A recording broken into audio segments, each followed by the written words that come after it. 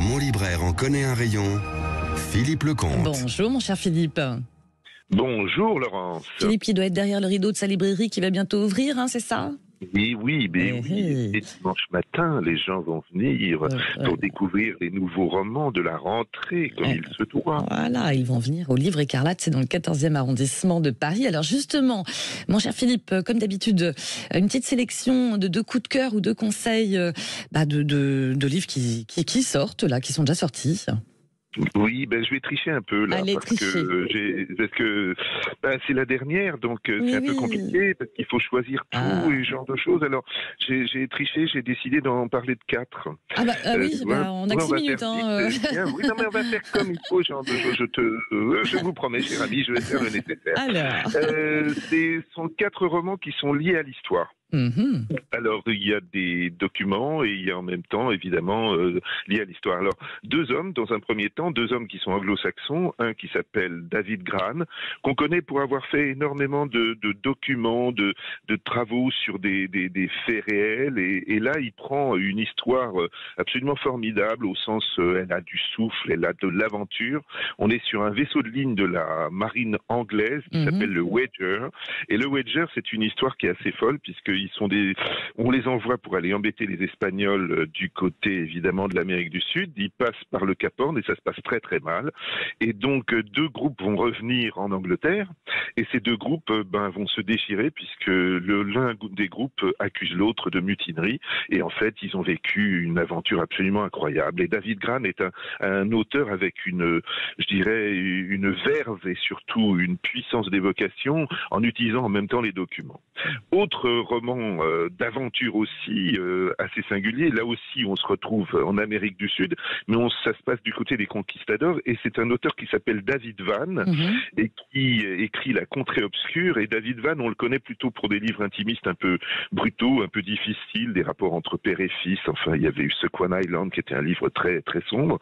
Et là, il a décidé de raconter son histoire d'un conquistador, Hernando de Soto, qui va s'occuper de la Floride. Alors, il s'en occupe particulièrement, David Vann, parce que David Vann est d'origine d'une des populations indiennes. Il est lié à cet univers, à cette culture-là, de ses ancêtres Cherokees. Donc, il a décidé de raconter l'histoire de l'autre point de vue, c'est-à-dire le point de vue des Cherokees par rapport à cette aventure des conquistadors. Donc, 2 livres d'aventure qui se passent à la fois en Europe et en Amérique du Sud, et qui sont vraiment très brillants. Et puis, j'ai décidé de vous parler de 2 livres français qui sont tenus par 2 femmes cette fois-ci et qui nous ramènent aux années de la guerre. Alors 2 livres, 2 romans autour d'histoires singulières. Le premier, c'est celui d'Emmanuelle Favier. Emmanuelle Favier est une romancière qui avait déjà écrit un très beau livre qui s'appelait Le courage qu'il faut aux rivières. Et là, elle écrit le livre de Rose. Alors Rose, on la connaît, c'est un personnage qui est devenu un peu plus célèbre maintenant, qui s'appelle Rose Valland, cette femme qui, au musée du Jeu de Paume, a réussi à sauver les œuvres d'art que les nazis voulaient récupérer, que ce soit Göring ou d'autres personnages. Et donc Emmanuelle Favier fait un roman autour d'un documentaire qui serait fait par une contemporaine qui, 80 ans plus tard, commence à s'intéresser à ce personnage hors du commun, un peu dans l'ombre, un peu méconnu, un peu oublié, mais qui en même temps était l'une des femmes qui a sauvé les œuvres que les Allemands voulaient récupérer pour eux. Et pour finir, parce que je vais assez vite, non, c'est bien, je trouve très efficace. Et Cécile Desprairies. Alors Cécile Desprairies, elle a écrit un livre qui s'appelle La propagandiste. C'est un livre qui est un roman, mais un roman qui n'en est pas totalement. C'est un roman parce qu'elle fait une fiction, mais une fiction qui est liée à sa famille. A priori, la mère de Cécile Desprairies a été l'une des grandes dames des revues comme Je suis partout, le genre de publication de la période de l'occupation avec, une collaboration plus que éhontée. Et cette femme, malgré ce qu'elle a vécu, à la sortie de la guerre, elle se débrouille d'ailleurs pour passer au travers des filets de l'épuration, et elle va passer sa vie à regretter ce temps magnifique qu'elle a vécu. C'est un livre très dérangeant, parce que Cécile Desprairies raconte ça du point de vue de la petite fille qu'elle était, mais une petite fille qui est devenue une historienne spécialisée de la période.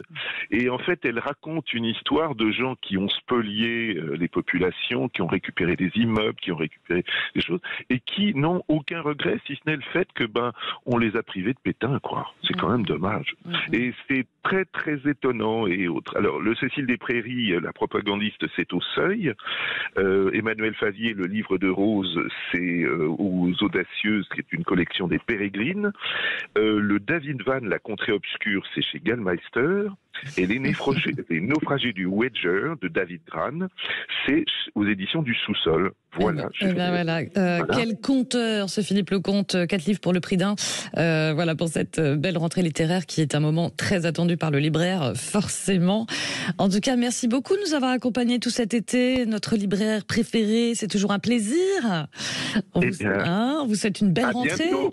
À très bientôt. Merci encore. Belle rentrée littéraire.